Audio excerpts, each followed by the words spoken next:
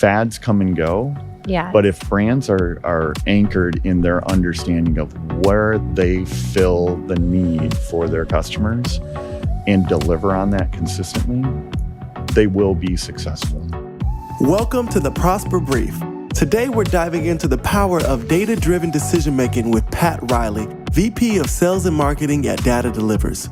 Join us as we explore how restaurants can harness customer insights to drive growth, enhance engagement, and stay ahead in the ever-evolving industry. Welcome to the Prosper Brief. Please introduce yourself, and thank you so much for joining me. Pat Riley. I am the Vice President of Sales and Marketing for a firm, Data Delivers. We work with restaurants to help them understand all the data around their customers, understand what their customers are doing, and ultimately where are they winning and losing when it comes to their clients. Okay, incredible. And what brought you to Prosper? We chuckle as I'm the one who called him. But really what brought us here this year is we had several of our clients that came last year. Okay. And we're always looking for what's the new up and coming event. And a lot of times when we talk to our clients and they're like, oh, I went to this show and are you going to go back? And they're like, most of the time they're like, probably not. Yeah. Every single one of them that came here last year said, we're going back next year. And I'm like, okay, if CEOs are saying, okay, we're already committing for next year, we need to be in that room. Yes. So that's what got us here. That is and we're happy to be here. Yeah, quite the compliment. Yeah, so what do you think so far? It's a solid conference. Good. From a standpoint of every speaker has been phenomenal. Good. And topics are being talked about here that are very different than the other conferences. Okay. Not that there's anything good or bad about what's covered at other conferences, but it's much more industry, business, Good. What's going on, what's performance of companies and all of that. This is a lot more of the what should we be doing? How Good. can we improve the industry? Amazing. The theme of everyone welcome at the table. Yeah. Yeah, that's not spoke about in other conferences. So that's Okay. refreshing. Yeah, good. Our goal as a partner to restaurant brands is to understand what's important to them. What are they working on? So then we can see how we can help them better. This is how we learn what people are talking about. Yeah, good. So now tell us your journey. You're now at Data Delivers, Yes. but give me a journey of how you got to where you are today. And So I've been in the marketing services category for 25 plus years. Okay. Started in the print industry doing a lot of, whether it was direct mail or digital print, it was always kind of the combination of customer data into a printed form, which, back in the day, it was a lot of direct mail. It was a lot of targeted marketing efforts and things like that. So I've always been on the supplier side working with brands across industries, from huge companies like GM down to startup companies. Okay. And it was always helping people connect with their customers. That was the common theme. okay. Well, as an industry, the print, from a print industry standpoint, people don't want to pay for print anymore. Everything's Right. going digital. Right. And when you're connected with the print industry, it's keep the presses running. And so even though clients didn't want to necessarily do direct mail, they wanted to start doing email. Okay. The business was, well, we got to keep those presses running. So you got to keep selling things that people didn't necessarily want as things were changing. We have to evolve. So about 10 years ago, I cut ties with the print industry and was able to join Data Delivers. Okay, so you've been there 10 years. Yes. Incredible. And the organization's been there for a little over 20. And we started as a pure consulting company around customer data. Okay. And so organizations have all this data about customers. It's all disconnected. And it's really hard for them to have a single view of their customer and understand what their customers are doing. Yeah. It's regardless of industry, I try to get the point across to people that every sales dollar, everybody knows their sales dollars. Okay. Every dollar comes from a customer. Okay. And if you don't know who's giving you dollars today or who isn't giving you dollars today, you really don't have a good understanding of your business. Right. And so that lens of Or where sales, it's going, if you think of it that way. Exactly. And so that whole lens of your business through customer behavior Okay. shows brands, hey, what's really resonating, what's popular with our customers, and what aren't they doing that they used to do? Right. What do we want them doing? Right. And who's behaving the way we want them to, and who else is out there that we can change their behaviors to get them doing. 99 times out of 100, it's how do we grow the relationship from a financial standpoint, but that's not always the case. Right. There are some industries where we do a lot of work in the toll industry. Okay. So you think of it like, oh my gosh, I didn't even know that was an industry. Yeah. Every tollway has millions of vehicles driving on it every day. Okay.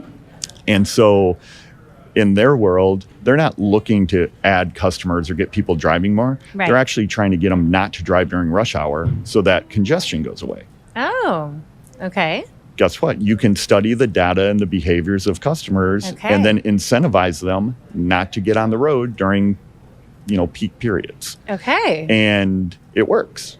Right. Well, the same thing happens in restaurants. If you Okay. want people coming, certain times of the day, certain days of the week, you want ordering certain items, you want them go to certain locations, those are all opportunities to change behaviors Right. or reinforce behaviors they're already doing. Right. And that's all in the data. That's what can be done if you understand your data, have it organized, Okay. have the right people looking at it to see the insights, to understand what's happening. Okay. There are huge opportunities Right. to grow that customer engagement. Okay. And that's what we help our clients do. So I was going to ask for a case study too, or I know, what was I researching? It was something about you guys were having a huge results off a 60-day campaign. Mhm. It was one of your case studies on your site. Yes. So, So we've learned, for the last 5 years, we've really been focused in on the restaurant industry. okay. We- Why? That's a great question. One, we've worked in the industry for about 10 years, but for the last 5 years, we've really been focused in on it. And it was because I saw there was a huge need for restaurants to understand their data and use their data, because most of them weren't. Right. Most of them still aren't. Okay. They're limited to loyalty, Okay. their loyalty program, because that's where they get customer data from. Oh. That really only represents about 10% of I your was gonna customers. say. It's opt-in, so it's Right. kind of your best customers are self-selecting to be in your loyalty program. Yes. Okay. But it gives a lot of false information, okay. because brands tend to think all of their customers behave like their loyalty customers. Okay. And it's like, no, those are your best customers Right, that's that like opted in. All of your other customers Right. behave very differently. Yes. And so boiling that ocean of data to really understand, okay, what's my average customer do? And how are different segments of customers? That's where all the opportunities are. Okay. So for the last 5 years, we've really focused in on working with operators to help them get their arms around the data and understand what can be done. Now, what I've learned in the last 5 years is most restaurants don't have hundreds of thousands of dollars to spend on technology right. and hope that they get some kind of a payoff. Okay. So we've come up with a solution, we call it Guest Connect, that packages a marketing program inside of a customer data platform. Okay. So we bring all the data in, that's all disconnected. Our team puts it all together in a platform, Okay. but we don't charge for that platform. We charge for the marketing program that we do. Oh. And so our programs tend to generate a healthy return, 6 to 1, 7 to 1, 8 to 1 if we're doing email, a little higher if we're doing social media or digital campaigns. Okay. And the whole idea is, and we know that return needs to come through very quickly. it's marketing, it's got to work. Right. And if you can't see a result in 60 days, Yeah. You probably are going to stop and try something and else. So you pivot. should stop and do something else. But our goal is to, create a new revenue stream. So money coming in from customers that really we're building frequency, getting them to come in more often, spending more money when they come in. Right. So that now you have more money to invest in things like technology. Yes. Okay. And so if we can monetize things quickly, and typically we're saying, hey, if we're not generating healthy ROI in the first 90 days, pull the plug, walk away. You tried it, it didn't work. Wow. Thankfully, Yeah. most of our clients, see Yeah. great success, and then they want to just expand it and do more, which is exactly what they should be doing. Okay. And a big part of our success is we're able to talk to customers that aren't in the loyalty program. Okay. So the other 90%. Right. And most of the time, those customers aren't being talked to. Most brands aren't doing national TV ads Right. so they basically market to their loyalty program, and then that's it. everybody else is just out there. Yeah. And that's why there's such a one and done or churn Right. problem in the restaurant space, because people forget about you. There's a lot of restaurants out there. Right. And if you're not top of mind, they forget about you. Right. And so we help keep the brand in front of, these other 90% that aren't getting your loyalty messages. And just in keeping your brand in front, they're like, oh, I love that restaurant. Haven't been there for a while. We need to go back. Yeah. And we see changes in behavior, which are incremental sales dollars that fuel the operations of everything else that a brand needs to do. Incredible. Yeah, I was reading about that on your site, which I loved. You had mentioned that right now there is a lot of data everywhere, which can obviously be incredibly overwhelming. Yes. So where do you start? It's funny because I heard it this morning in one of the sessions, and they said, you actually have to do the work. Yeah. In this case, you actually have to get started. Okay. Start somewhere. Find something you can do with some of your data. It's not going to be perfect. Okay. Usually out of the gate, you don't have everything you want, but you need to get started somewhere. And that's usually the hardest thing for brands to do. If they've never done anything with their data, it's like, oh my gosh, where do I even start? Right. Thankfully, we help in saying, okay, this is the best place for you to start. Okay. And for a small investment, you should start seeing a return. And that should then invigorate the organization to say, wow, if we did more with this, we'd see even better returns. So just getting started Yeah. is the hardest part. Yeah. And it's amazing how much valuable data is sitting in your POS system, for instance, Right. that nobody's using. Okay.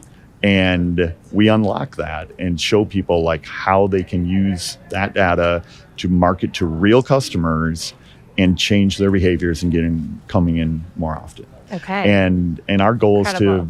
from the time we get access to the data, to be up and running in 30 days and see results in the first Right. month or two. And That's that's how incredible.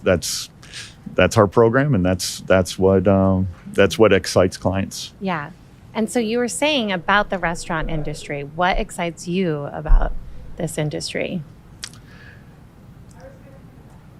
This industry is so interesting from the standpoint of so many people are involved in the industry. And you think of the big companies and corporate offices and everything. I think of the franchisee Yeah. that they may have saved up 20, 30 years to buy a franchise, Yep. and everything's in that franchise. And they're there every day Yeah. operating. That's how they're feeding their kids. Yep. That's how they're, sweat, and and their tears. blood, sweat, and tears that they put into that. Yeah. And if I can do something that sends an extra 2 or 3 customers a day Right. into their location, and that ends up being a couple $1,000s of extra sales that they get, that impacts their family, that impacts their life. Yeah. And so, we work with a lot of big brands, and you get lost in all the zeros after the numbers. Yeah. meeting and working with franchisees is what gets me excited, because I see real people at the end of the results of the things we do. Yeah, that's incredible. And it touches every part of our country. Yeah. Yes. Every neighborhood in our Well, like country. my is father impacted. says, we're the second largest employer. Yes. And so we employ everyone, and everyone's got to eat. Yes. So to your point. And I know for myself, I come from the tech industry, so it's been so incredible to come into this industry and be welcomed with open arms. I feel like everyone, not that there's no boundaries, but it's definitely more of a family vibe and incredibly welcoming. Have you felt that way yourself? Yes. Certainly beyond the partner side of the equation, we're looking for ways that we can help. And if there's not a fit, there's not a fit. That's okay. Yeah. But great relationships, great friendships that have been built just at events like this that we get to talk, and maybe what we do as a business doesn't apply today. It may apply a year or two from now. Yeah. We're still here. We're still going to be here. We'll still be excited to work with you, Right. even if today's not the day. Okay. And the more, our mission is to make every customer experience better. Yep. And the way we do that is helping brands understand what's the customer's expectation. Yep. Because if you understand that and you can meet that expectation, you've just changed their day. Right. You've made their day better Right. because you've met their expectations. Yeah. And if we can do that for every customer interaction across the country, we've just made America a better place. Yeah. That's our goal. Yeah, that's incredible. And now talk to me about the Prosper Accelerate program and your Prosper Accelerator. So Ted Robinson is part of the Yes. program. Okay. Ted's been with Data Delivers for about 7 months. Okay. He heads up our client success team. Okay. Amazing. So think of it as all of our clients, like Ted and his team, are the ones that are managing that day-to-day relationship and Okay. making sure we're delivering what the clients are expecting from us. Okay. Ted's had a long history in healthcare, Oh. insurance side, healthcare providers, those types of things. Completely new to, our not only our organization but the restaurant industry. Yeah. So he's kind of dove in and is trying to do everything he can to learn, okay, what is important to customers? What do they need from him and his Yeah. team? Very good. So being part of the Accelerator program is exposing him to all the other areas of the industry. Because again, we think, customers, data. Right. We don't think supply chain. We don't think Right. labor. We don't think, ingredients and Yes. all of those other things. Right. Equipment. You go to NRA and you go through the hall of equipment. It's like, yeah, we don't know I didn't anything. even know this existed. It's Yeah. like, that's not our Same. world. Right. So And him. it's hard to get out of your lane sometimes. Yes. Like I'm always heads down. I used to be in sales and business development now, but you're like, okay, heads down in my lane. But yes. when And you look up, you get such a bigger picture. And so Ted being a part of the Accelerator program he's seeing like, oh my gosh, there's so much more to running a restaurant than just the customer and the Right. data and Or the making things a that sale, we talk right? about Like- every day. Yes. Yeah. Yeah. So it's been great for him. He's really enjoyed it. He's introducing me to people, which is outstanding. Good. Which is Good. outstanding. So Yeah, I love that. I know he was able to join at the NRA, Yes. and then obviously he'll be with us in October. Yes. Yeah, so that's been Yes. incredible. And obviously, we hope you nominate someone for next year. Yes.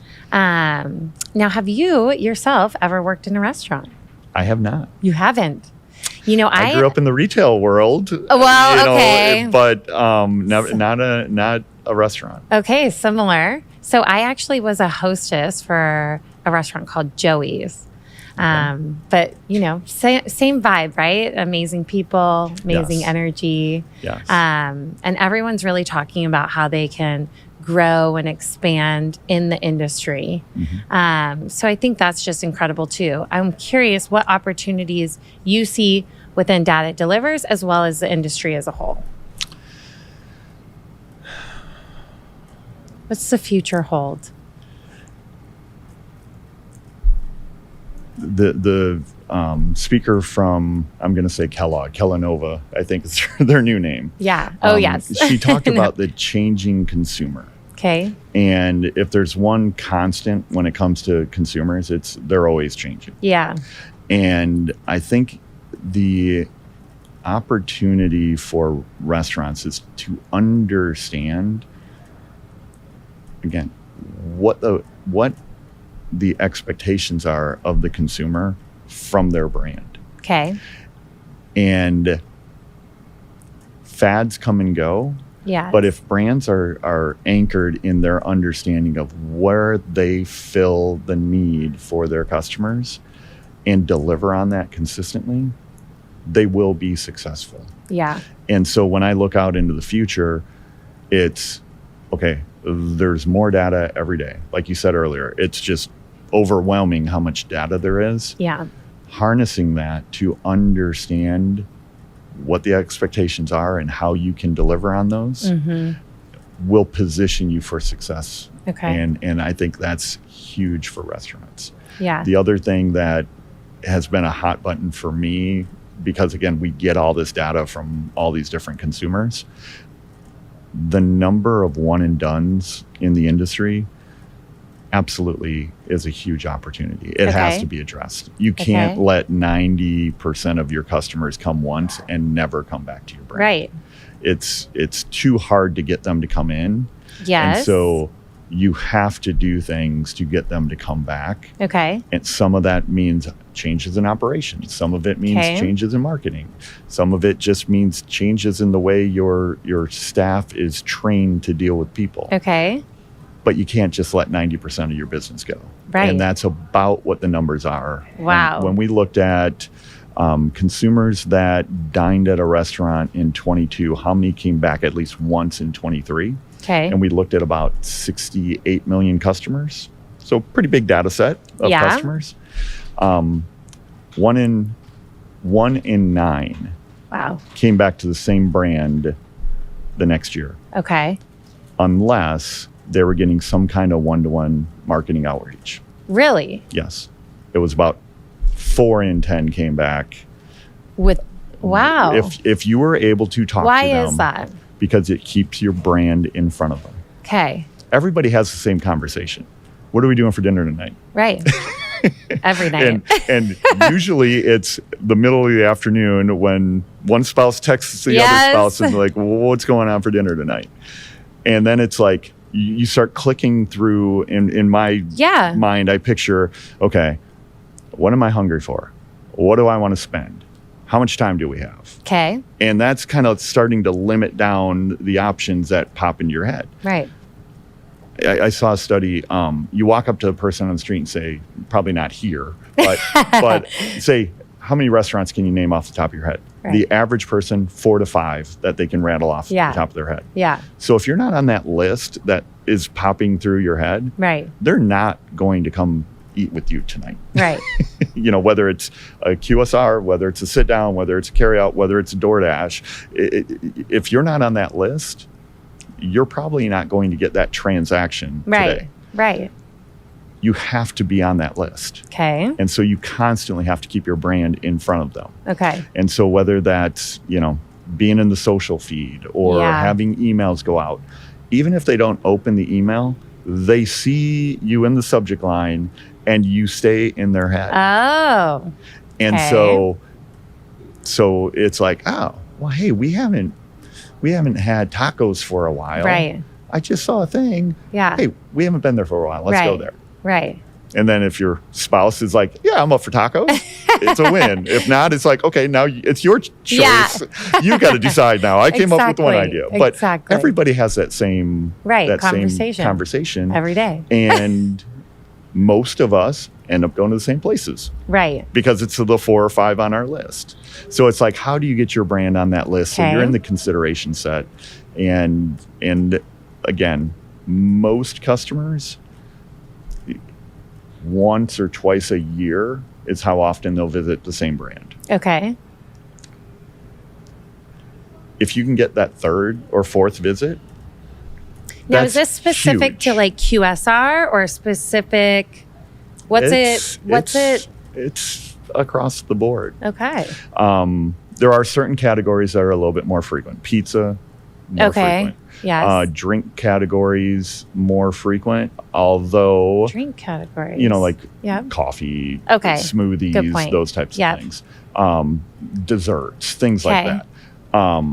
However, they have a lot more customers. So when you look at the averages, there's a whole lot of one-timers that Right. dilute the 9 or 10 times a year that come in. So when you look at the average across everybody, 1.5, 1.8 visits per year is kind of what we see across concepts. Wow. Much My lower. dad will go to the same place like every week. Yeah. So he's probably the anomaly. Yeah. Certain demographics Okay. tend to go out to eat a lot more. Yes. Yeah, so it's fun. But again, if you average your dad, there's probably 20 other customers that only go once. Right. And so that average of those 21 people, one time. Yeah, it's so interesting. And then you were saying that if you do a direct outreach, even just once, it increases the likelihood that they would come back. Yes. Interesting. And it's funny. We have all these data scientists, and data scientists are the most pessimistic people ever. I say that lovingly. Yes. But they get frustrated when they see a new customer come in. We do this program, and it works. And they're like, I can't believe people just like see an email and end up going out to eat. They're like, why are people like so it stupid? won't work, And I it's like, promise you. And then it does. guess what? Marketing works. Yeah. Keeping your brand in front of people Yes. keeps you in that consideration set, and it will change their behavior. Yeah. And every time, That's I don't want to crazy. say our guys are rooting for it to fail, but they just don't believe that Right. every time we turn it on, we see the people we're marketing to, all of a sudden their behavior changes. Yeah. And they It can't is hard they to can't believe, people but- are manipulated by marketing. And I'm like, it happens in every industry, Right. Everywhere. every TV commercial, every Yeah. email you get, every text you get, everybody's trying to, change your behaviors. Yes. And it works for restaurants the same way. Okay. Well, incredible. Well, thank you so much. Thanks for having me. Yeah, I think that's all I had. Thanks for tuning in. Pat Riley shared game-changing insights on using data to fuel restaurant success. If you found this conversation valuable, be sure to subscribe, share, and join us next time for more industry-leading strategies. We'll see you soon here on The Prosper Brief.